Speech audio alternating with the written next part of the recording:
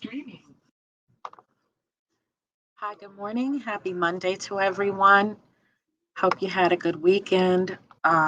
It cooled off. I enjoyed that. It was nice. Nice sleeping weather, nice weather to be out and about. It was just really good, right? Ooh, choked up here. So today we're having reading, and this is a high level skill. It's considered to be 11th, 12th grade. So if you're with me, um, go ahead. If it's a little over your head, try to use some context words. Look for context, meaning that we look around the word, before the word, and after the word. We look at things like the title. We look at headings over different subjects of the passage. Um, we look for all those hints that the author puts in a writing for understanding. So no matter what level you read at, and there may be some terms, some words that are unfamiliar, look for context. So this is a really uh, it's kind of an article that even for myself, I found health helpful. So hi everybody, Monday morning reading. How you doing? It was great over the weekend. So for reading, as I stated a second ago, for those who are just checking in, This is this is up at the highest level of high school reading, 11th, 12th grade plus, and there are going to be some terms that are unfamiliar. It's somewhat technical at the same time. It's a very helpful reading. I found it helpful for myself, and it talks about something about like being um, open, being open to finding new interests in order to place ourselves in work, hobbies that will satisfy us, that will feed our lives and our spirits. So, kind of a good article because we always talked, I've heard this talk my whole life. Follow your passion, follow your passion, follow your passion. And we spend so much time trying to figure out what that is. I don't know what that is. Well, as though it's something that was already in us and we just had to build on it, develop it, feed it, and water it to make it grow. Well, guess what? We can learn to have a passion.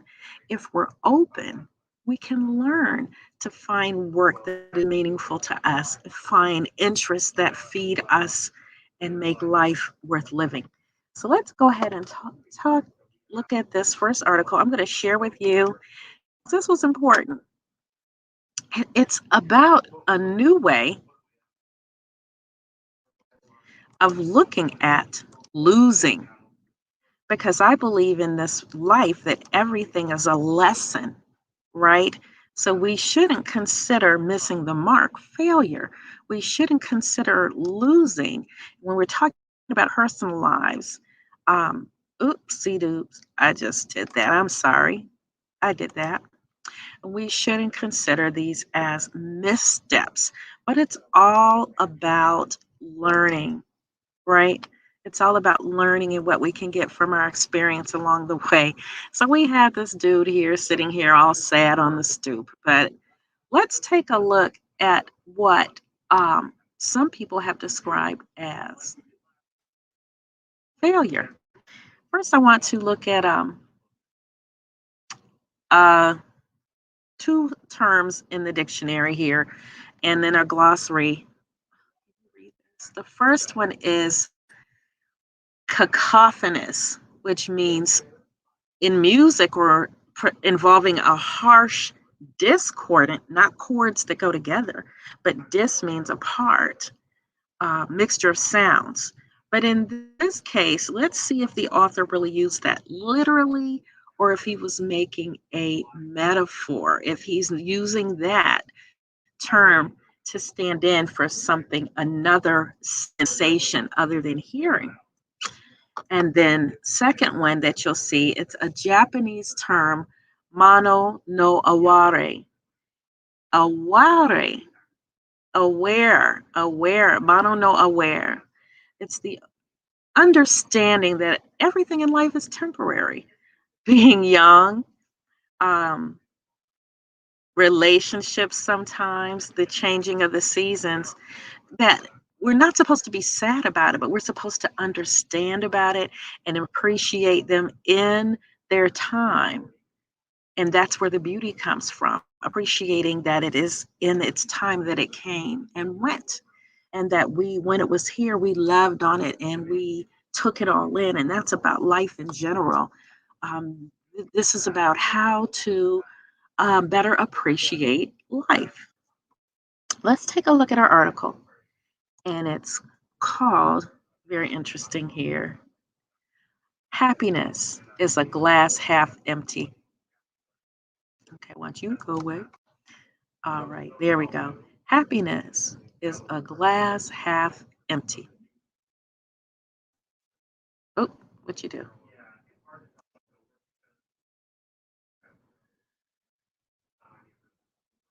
And everything is so slow, so slow. Okay, so we've got an empty glass. We've got a half full glass here, and usually you're taught that the glass is not half empty; the glass is half full. So what we've always heard is to be positive, right? To look on the bright side and stay focused on success. And those are the things that we all hear. It's called a mantra. And a mantra is something that you say over and over. And with belief, you bring it into existence. But perhaps the true contentment is to learn to be a loser. What in the world? Oliver Berkman. So let's take a look here. In an remarkable business park outside the city of Ann Arbor stands a poignant memorial to humanity's shattered dreams. It doesn't look like that on the outside, though, and even when you get inside, which members of the public rarely do, it takes a few minutes for your eyes to adjust what you're really seeing. It appears to be a vast and haphazardly organized supermarket. Take this off because it's a little. Along every aisle, gray metal shelves are crammed with thousands of packages and household products. There is something unusually cacophonous about the displays, and soon enough, you work out the reason. Unlike in a real supermarket, there's only one of each of them. And you won't find many of them in a real supermarket anyway because they're failures. Products withdrawn from sale after a few weeks or months because almost no one wanted to buy them. In the product design business, Storehouse, operated by a company called GFK Custom Research North America, it's acquired a nickname, the Museum of Failed Products. And this is consumer capitalism's graveyard. It's the shadow side of the relentlessly upbeat, success focused culture of modern marketing. Everything is great. Or to put it less grandly, it's almost certainly the only place on the planet where you'll find Clairol's A Touch of Yogurt shampoo alongside Gillette's equally unpopular for hair, oily hair only, a few feet away from the now empty bottle of Pepsi AM Breakfast Cola, born 1989, died 1990, had caffeine in it. The museum is home to discontinued brands of caffeinated beer, to TV dinners branded with the logo of the toothpaste manufacturer Colgate, to self-heating soup cans that had a regrettable tendency to explode in the customers' faces, and to packets of breath mints that had to be that had to be withdrawn from sale because they looked like the tiny packages of crack. It is where microwavable scrambled eggs, pre-scrambled and sold in a cardboard tube with a pop-up mechanism for easier consumption in the car, go to die. There's a Japanese term, mono no aware, that roughly translate as the pathos of things, the sadness of things. It captures a kind of bittersweet melancholy at life's impermanence, impermanence, that additional beauty imparted to cherry blossoms, say, or to human features as a result of their inevitably fleeting time on earth. Everything to everything, there is a season. It's only stretching the concept slightly to suggest that this is how the museum's proprietor, an understatedly stylish GFK employee named Carol Sherry, feels about the cartons of morning banana juice in her care, or about fortune snookies, a short lived line of fortune cookies for dogs. Every failure, the way she sees it, embodies its own sad story on the part of the designers, the marketers, and the salespeople. Because it's never far from her mind that real people have their mortgages, their car payments, and their family holidays riding on the success of the products, such as a touch of yogurt. That's the part we don't think about, right? I really feel sorry for the developer on this one, Sherry says, indicating the breath mints that inadvertently, which means accidentally, resemble crack. I mean, I've met the guy. Why, why would he have ever spent time on the streets in the drug culture? Really? Why would he have? How do we know he didn't? Uh, I, she shakes her head. These are people who really want to do their best, and well, things happen. Well, things happen to everybody, right? So this is what it looks like. And it's each product up here on the shelves is something different that didn't work out. So this museum itself was kind of an accident, although it's a happier one, although a happier one. Its creator, a now retired marketing man, so they focus on products, how you're going to advertise a product, who needs the product, and how we bring it to market, how we advertise the product. That's what marketers do. Um, he merely intended to accumulate a reference library of consumer products, not really the failures per se. And so, in starting in the 60s, he began purchasing and preserving a sample of every new item he could find. And soon the item outgrew his office in upstate New York, and he was forced to move into a converted granary or grain where they store grain in order to accommodate it. And later GFK bought him out, moving the whole lot into Michigan. And so, what McMath had not taken into account was the three-word truth to prove the making of his career. Most products fail. Most products fail. According to the estimates, the failure rate is as high as 90%. So, simply collecting new products by products indiscriminately, he had ensured that his hoard would come to consist overwhelmingly of unsuccessful ones because 90%, so that's 9 out of 10 of every new product. So, by far the most striking thing about the museum, though, is that it should exist as a viable profit making business in the first place. You might have assumed that any consumer product manufacturer worthy of the name would have its own collection, a carefully stewarded resource to help it avoid making errors its rivals have already made or that it's made in the past.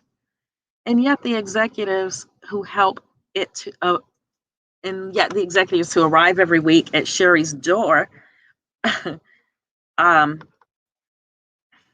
are evidence of how rarely this happens. They don't keep track. They don't keep track of their failures.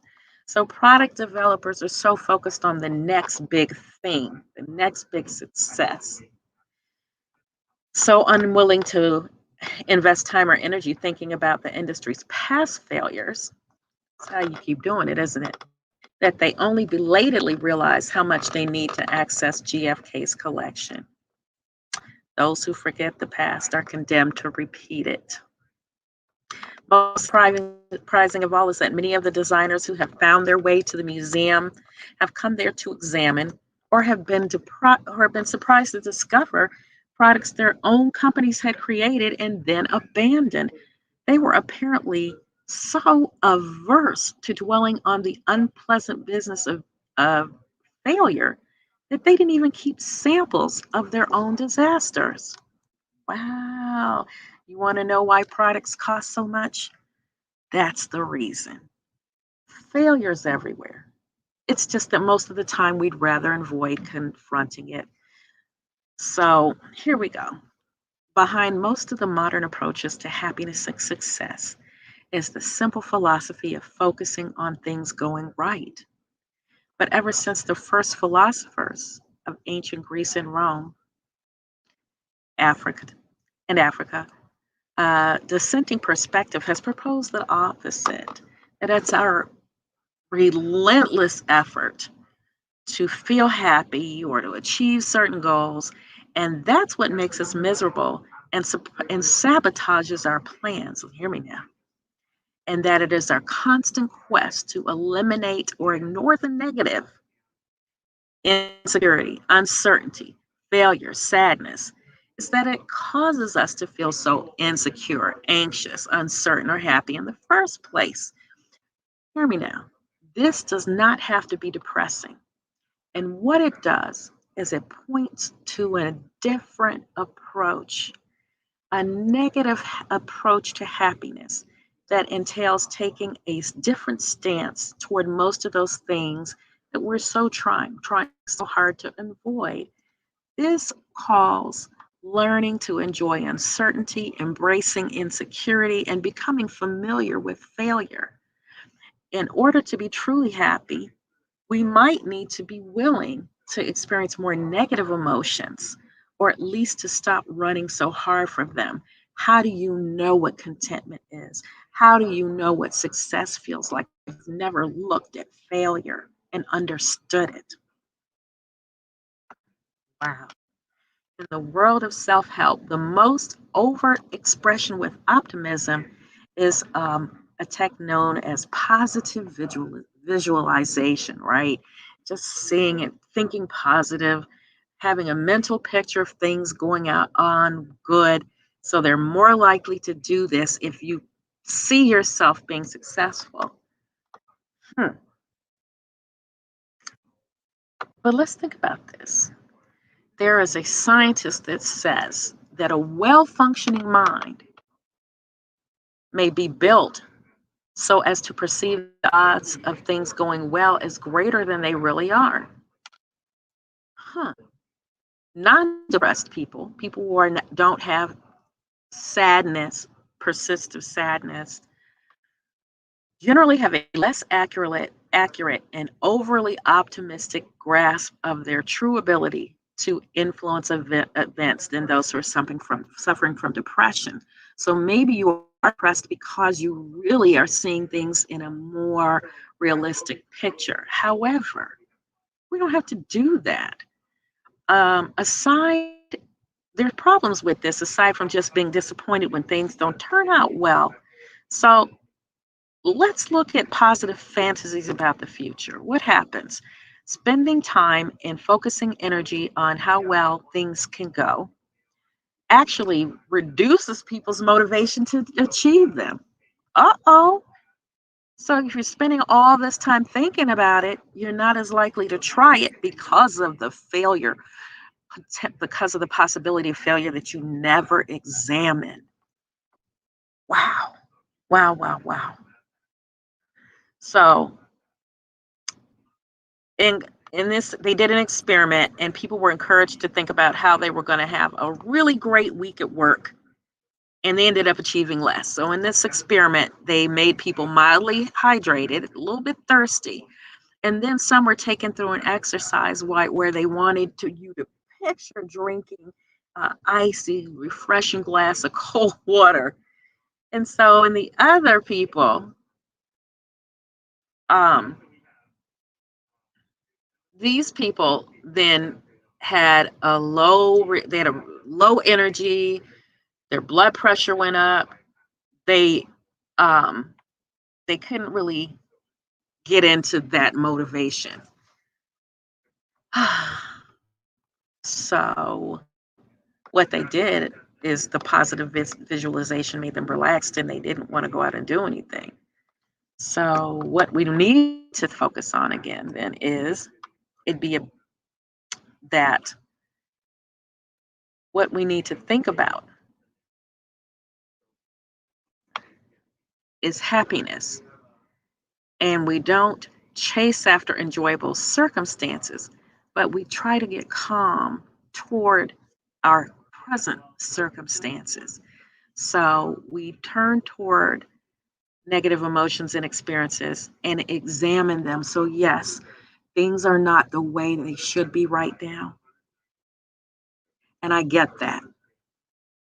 But in this time, in this place, I am all right. That's what it's about. It's it's being in the moment, living in the moment, knowing that at this moment, despite my circumstances, if you're a person of faith, you're going to say, I still have joy after all the things I've been through because you can.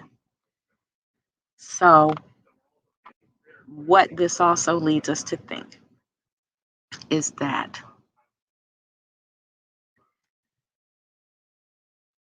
we need to be open to new things. We need to be open to thinking about new things, to seeing ourselves doing new things. The more that we can see ourselves doing new things, the better a chance that we're going to try it and succeed at it. So, no, we don't have to be born with a passion. If you're sitting here right now saying, I don't know what I want to do, I don't know what I'm passionate about. Well, we can learn to be passionate about things. We can learn to be passionate about things. Let's think about it. See yourself being successful. And yes, when things come along and our present circumstances aren't great, we know that we can make it through that. And then when you have joy, and that in this moment I have no pain, in this moment I've got food in my stomach. And those are things to focus on because I know what it's like on the other side.